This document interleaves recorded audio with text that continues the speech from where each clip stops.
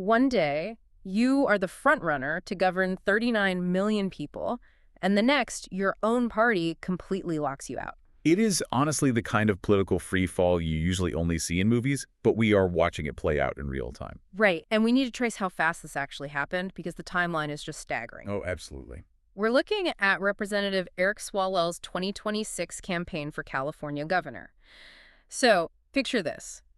The Emerson College poll drops recently, right? The big one. Yeah, and he is leading this massively crowded Democratic primary field. He has 17% of the vote. He's got the momentum. He's got the money, the name recognition. He had it all.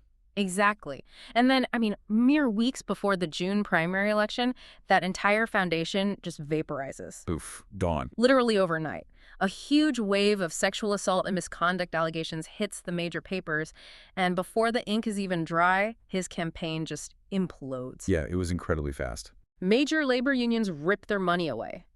Top Washington Democrats publicly tell him to quit. Even his own campaign chairman walks out the door. So our mission for this deep dive is to unpack the actual anatomy of this collapse. And I want to jump in right here just to set the ground rules for today's deep dive. Oh, yeah, please do. Because you, the listener, need to know up front that the documents we are analyzing today are loaded with highly charged political claims. Very charged. Right. These files involve severe accusations against a major figure on the left, and they also include highly aggressive counterattacks and commentary for figures on the right. Which makes it a total minefield. Exactly. So we want to state unequivocally that we are not taking sides here. Not at all. We aren't playing judge or jury, and we are certainly not endorsing any of these viewpoints or, validating the truth of these specific claims. Right, we're just looking at the documents. Exactly. Our job today is purely analytical. We are strictly here to read the paper trail, unpack the facts as the sources report them, and explain the structural mechanics of how a political frontrunner gets dismantled. That is the perfect framing. Because the mechanics of this are just fascinating. When a campaign flatlines this fast, people usually assume the rumors just, appeared out of thin air. Yeah, like a sudden lightning strike. Right. But reading through the timeline here, these stories were simmering in the background for a while. So if these rumors existed for a bit, what exactly was the tipping point in these specific claims that finally broke the dam? Well, the dam broke when the story crossed the threshold from just anonymous internet chatter to on-the-record journalism. Ah, okay. Yeah, the San Francisco Chronicle and CNN publishing highly detailed reports. But more importantly, the nature of the claims shifted. What do you mean? It wasn't just vague allegations of inappropriate behavior anymore. It was highly specific, severe accusations from a former staffer. And when you read the actual reports, the details are incredibly heavy. They really are. So the core of the initial reporting centers on a woman who worked for his office between 2019 and 2021. Okay. She alleges that he raped and sexually assaulted her on 2 distinct occasions. Wow. Yeah. According to her account in the reports, the first incident happened in 2019. She claims she had drinks with him, completely blacked out, and then woke up naked in his hotel bed. Gosh. She reported feeling the physical aftermath of intercourse, waking up bruised and bleeding. And the crucial legal and ethical point she makes in the reporting, which is so important, is that she was completely incapacitated. Like, there was zero capacity for consent. Exactly. That is the baseline of her allegation.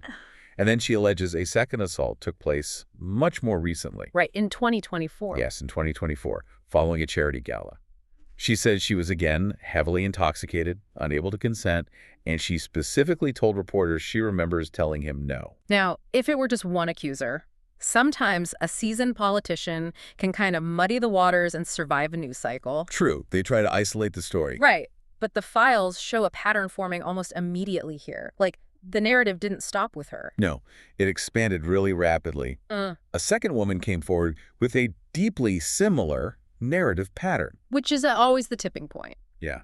She claims they were at a bar, and he began kissing her and touching her leg without her consent. And the night allegedly spiraled from there. She ended up extremely intoxicated in his hotel room, and she told reporters she has almost no working memory of how she was transported there or what transpired afterward. Okay, so you have 2 physical assault allegations involving heavy intoxication and hotel rooms. Right. But then the reporting pivots into a completely different arena, the digital behavior. Yeah, that's where we see a third layer emerge. It involves digital harassment. Right.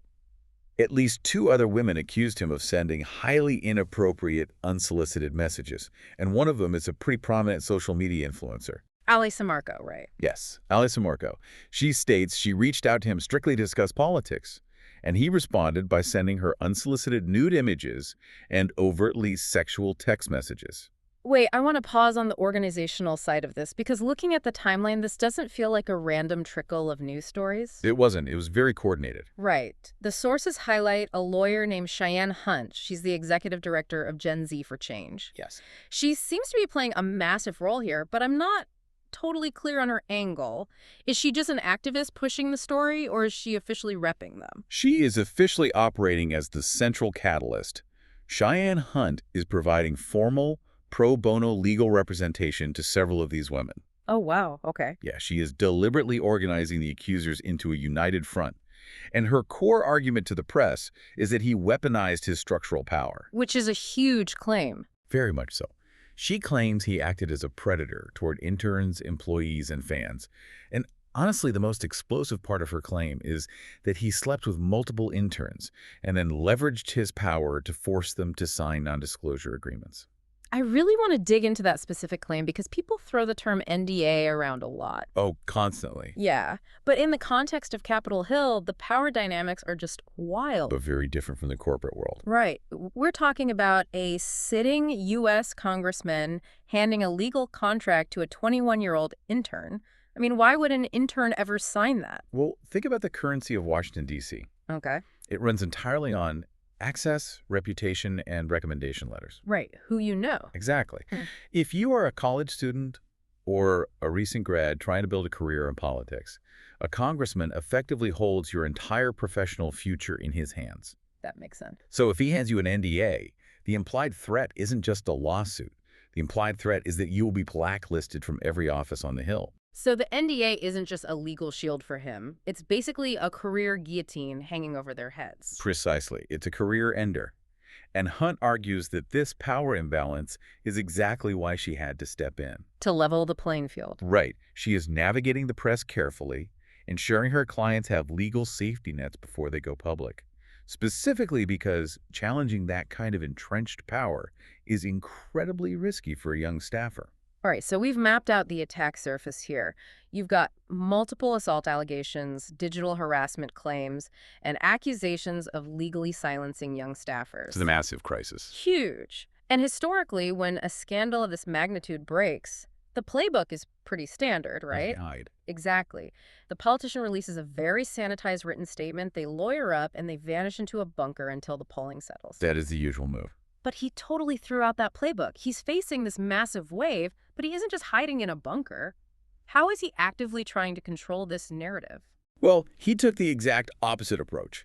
He launched a highly aggressive, multi-pronged counteroffensive. Okay. He decided to fight the narrative in real time. So first, he deployed absolute, categorical denials. No gray area at all. Just a flat no. Yes. He publicly insisted he has never had a sexual relationship with anyone who worked for his office. And he immediately tried to flip his background into a shield. Oh, so? He continuously reminded the press that he spent 2 decades as a prosecutor and a congressman fighting to protect women. Which is a really bold rhetorical move. It really is. He's basically saying, look at my resume, my entire career contradicts these claims. Exactly. But he didn't just defend his record, right? He went on the attack regarding the timing of all this. That is the second prong of his defense political deflection. He pointed directly to the calendar. Right, the election. Yeah, the primary was weeks away, and he was the undisputed frontrunner. He argued that the allegations were a highly sophisticated, coordinated smear campaign timed specifically to sabotage the election. His campaign even floated the idea that the accusers might be connected to MAGA supporters. I see what he's doing there. It's a classic pivot. Right, because if you can convince your loyal Democratic base that this is actually a right-wing Trojan horse designed to steal the governor's mansion, you might get them to ignore the substance of the allegations entirely. Just focus on the partisan fight. Exactly. It's a survival tactic. You change the conversation from did he do it to who benefits from this attack. You go. But he didn't rely solely on rhetoric.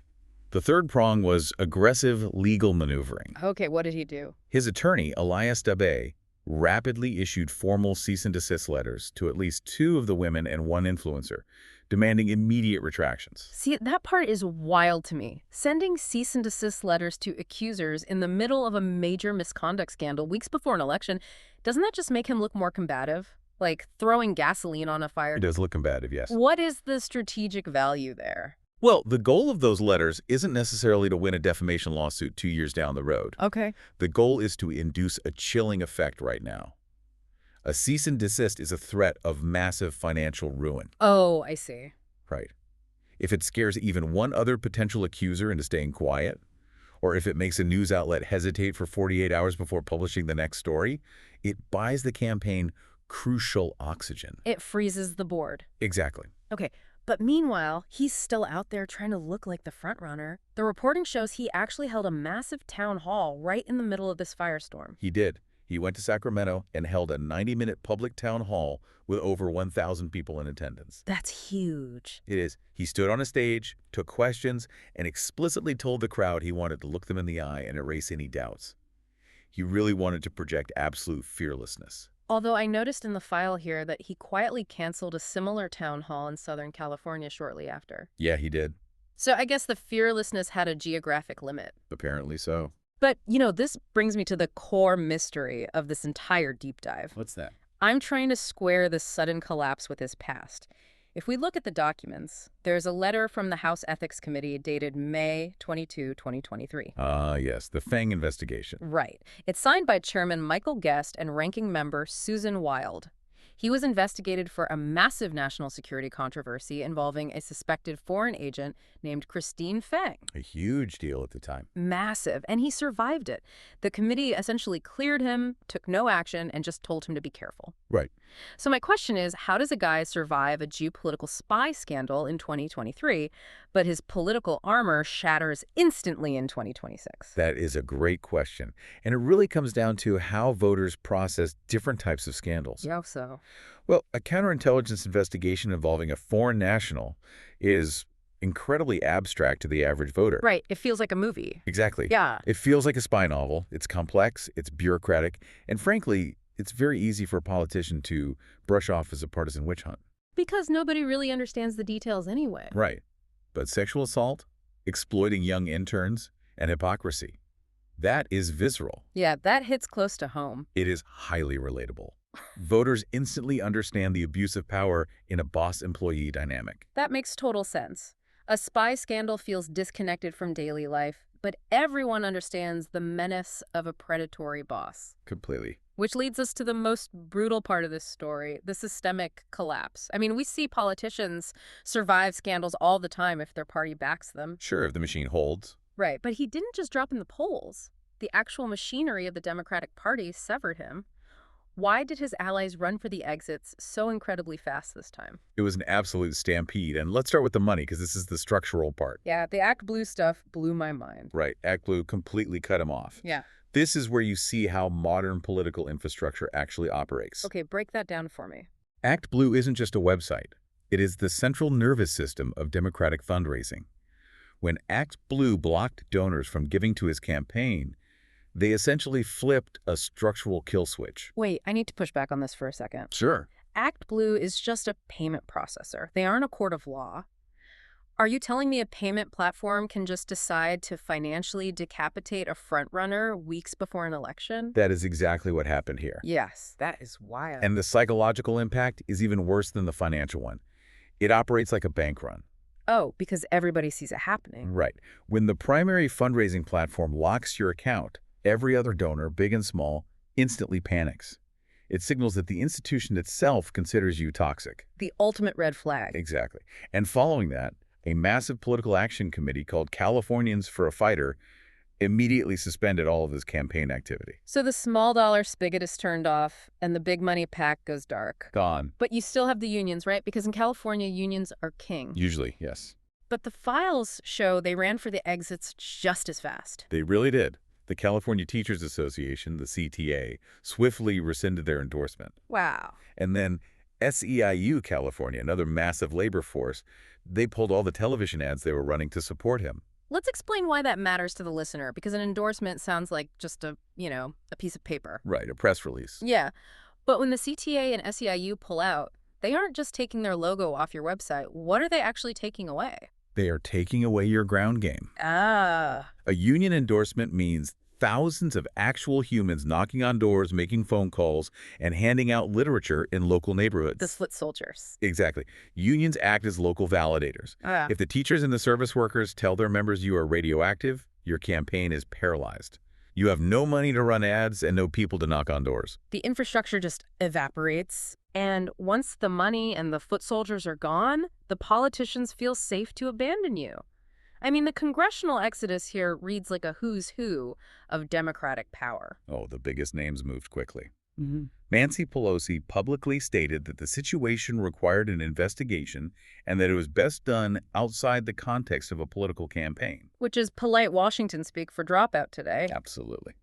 Then House Democratic leader Hakeem Jeffries, along with senior figures like Catherine Clark and Pete Aguilar, released a joint statement demanding his immediate exit. When Pelosi and Jeffries tell you to step down, it's over. But the betrayal that really caught my eye in the sources was U.S. Representative Jimmy Gomez. Oh, yeah. That was a big one. Right. He wasn't just a colleague. He was his own campaign chair. And he quits abruptly and releases a statement calling the claims the ugliest and most serious accusations imaginable. That is the ultimate distress signal. Really? Yes. When your own campaign chairman resigns and publicly condemns you, it removes any lingering hesitation from the rest of your allies. Because if his own guy is leaving. Right. It gives everyone else permission to abandon ship without feeling disloyal. It's the captain getting on the first lifeboat. Exactly.